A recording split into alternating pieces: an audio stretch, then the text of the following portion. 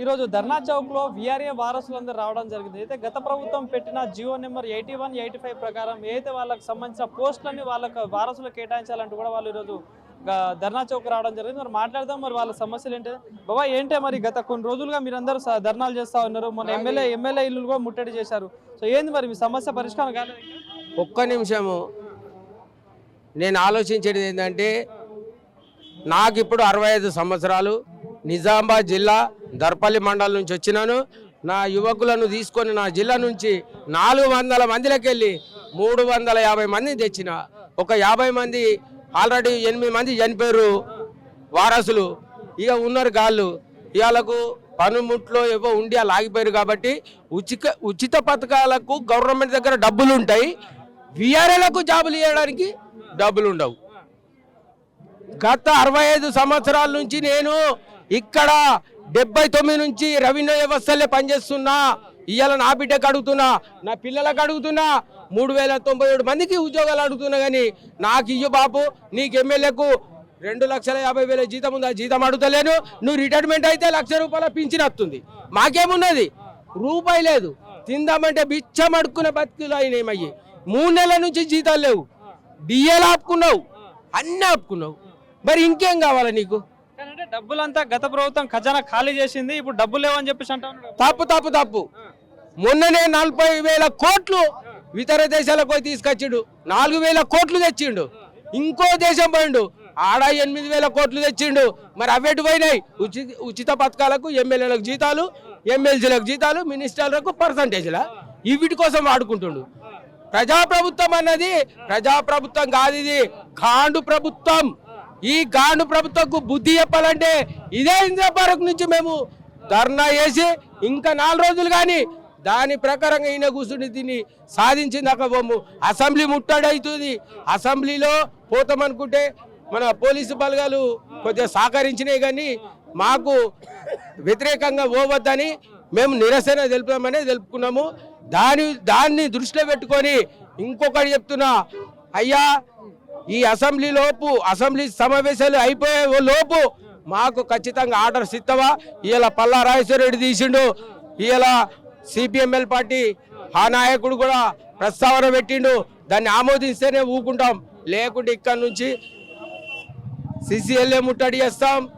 అంటే ఇప్పుడు కాంగ్రెస్ పార్టీలో గెలిచిన ఎమ్మెల్యేలు కానీ కొంతమంది మంత్రులు గతంలో మీరు టెంట్లు వేసుకొని ధర్నా చేస్తే కూడా మీ దగ్గరికి వచ్చి హామీ ఇచ్చిళ్ళు, మా అధికారం రాగానే ఫస్ట్ మీ పని చేస్తామని చెప్పి. కానీ మరి ఇప్పుడు ప్రభుత్వం వచ్చి 15 నెలలు అవుతున్నా కూడా ఎందుకు దీనిపై చర్చ లేదు, ఏం పరిష్కారం లేదు?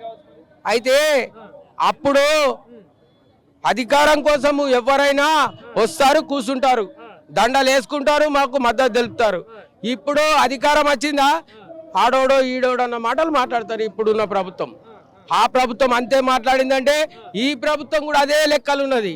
వాడు ఏమన్నాడు, ఇదే ముఖ్యమంత్రి గారు ఏమన్నారు, అయ్యా మీరు గొంతమ్మ కోరికలు కోరతలేరు, మీరు నేను రాగానే, నా ప్రభుత్వం రాగానే నీకు వెంటనే అమలు చేస్తా, నీకు నీ పిల్లలకు ఆర్డర్స్ ఇప్పిస్తున్నాడు. ఇది వరకు దాన్ని ఊస కూడా తెలుపుతలేడు. ఇదే రెవెన్యూ మినిస్టర్ ఉన్నాడు పొంగులేటి శ్రీనివాసరెడ్డి, ఆయన ఎక్కడోడు ఆంధ్రోడా మరి ఎక్కడోడో మాకు తెలుస్తలేదు. 6 సార్లు కలిసినాం, 6 సార్లు. అరే ఎందుకు వస్తుర్రో మీరు, మీ ప్రస్తావన ఇంకా రాలేదంటాడు ఆయన. ఏంది అరే అసెంబ్లీలో కంటా ఉన్నాడు, ఇంకా సమస్యలు ఉన్నాయి చేయాల్సిన, అవన్నీ పరిష్కారం అయినాక మీ గురించి ఆలోచన. మా వాళ్ళు ఇంకో 50 మంది 100 మంది చచ్చిపోయినాక ఎత్తాడు వాడు రెవెన్యూ మినిస్టరు.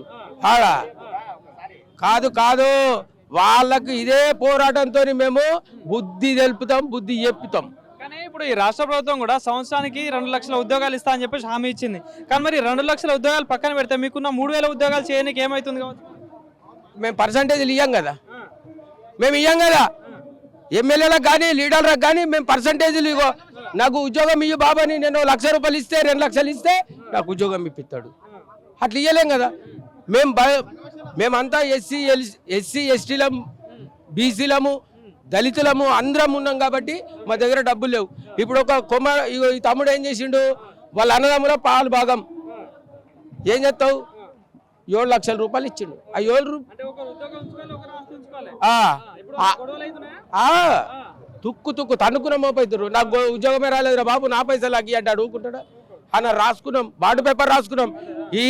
ఈ ప్రభుత్వం ప్రజాప్రభుత్వం చెప్తేనే మేము బాండ్ పేపర్లు రాసుకొని ఉద్యోగాలు తీసుకున్నాం వస్తుందని. ఇక రాదు. మరి ఏం చెప్తాం ముఖ్యమంత్రి గారికి? మరి ప్రజాపాలనలో మరి ఇప్పుడు ఇంత సమస్యలు కనిపిస్తాయి, ఒక పక్క ఏమో సమస్యలే లేవు, అన్ని సమస్యలు పరిష్కరిస్తున్నాం అంటా ఉన్నారు. సో మరి ఏం చెప్తాం మరి? ఇప్పుడు ఏం చెప్పలేదు. ఈయనే ధర్నా షోకు కలెక్టర్ల ముట్టడి, ఎమ్మెల్యేల ముట్టడి, ప్రగతి భవన్ ముట్టడి, ఇవన్నీ చేయడానికి మేము సిద్ధపడి ఉన్నాం. ఈ రోజుతో ఇయ్యాల గిట్లా మాకు రేపటి వరకల్లా ఏదైనా ఒకటి క్లారిటీ రాకపోతే రేపటి నుంచి మేము చేసుకుంటాం. ఒకవేళ ఇప్పుడు ఇంత పోరాటం చేస్తున్నారు, ఒకవేళ మరి పరిష్కారం రాకపోతే ఏంది మరి తర్వాత ఏం? ధర్నా చేస్తాం. ధర్నా నిరాహార దీక్ష, ఆమర నిరాహార దీక్ష చేస్తా. నేను ఇదే ఇందిరా పార్కులో 4 రోజులైనా కూర్చుంటా. నేను సావుకైనా రెడే కానీ ఉద్యోగం ఇడిసబెట్టేదే లేదు, వదిలిపెట్టేదే లేదు. అది థ్యాంక్ యూ, ధన్యవాదాలు. మీడియా మిత్రులారా నేను ఇంకొకటి చెప్తున్నా, దయచేసి దీన్ని ముఖ్యమంత్రి దృష్టికి, మంత్రి దృష్టికి, ఎమ్మెల్యేల దృష్టికి, గవర్నమెంట్ దృష్టికి తొందరగా పంపాలని మీ మీడియా మిత్రులకు ధన్యవాదాలు తెలుపుతూ ముగిస్తున్నాను.